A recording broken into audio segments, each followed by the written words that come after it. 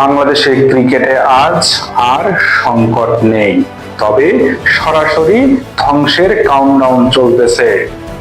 Bangladesh cricket board যারা রক্ষা করার কথা তারাই আজ সবচেয়ে বড় হুমকি।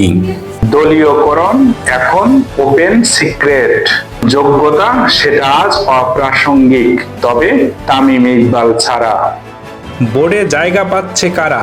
যাদের ক্রিকেট সম্পর্কে জ্ঞান প্রশ্নবিদ্ধ, কিন্তু ক্ষমতার লাইন তাদের জন্য ক্লিয়ার। গত 17 বছর ধীরে ধীরে গলা টিপে ধরা হয়েছিল এই ক্রিকেটের। মাঠে খেলোয়াড়রা লড়ে, আর বোর্ডরুমে চলছে ক্রিকেটকে কবর দেওয়ার নীল নকশা। প্রশ্ন আজ স্পষ্ট, বাংলাদেশ কি অধিক ক্রিকেট জ্ঞানধারী যোগ্য লোক নেই, নাকি যোগ্যদের ইচ্ছা করে দূরে সরিয়ে রাখা হচ্ছে যাতে অযোগ্যরা রাজত্ব করতে পারে?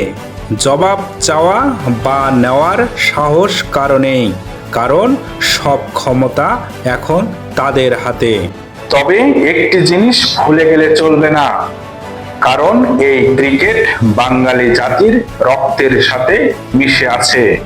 তবে সময় এখন হিসেব চাওয়ার, সময় এখন এই ভাঙ্গা সিস্টেমের বিরুদ্ধে দাঁড়ানোর।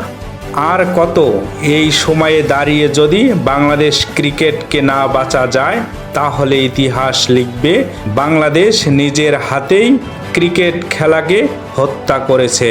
কমেন্ট বক্সে গিয়ে আপনার মূল্যবান মতামত জানাবেন।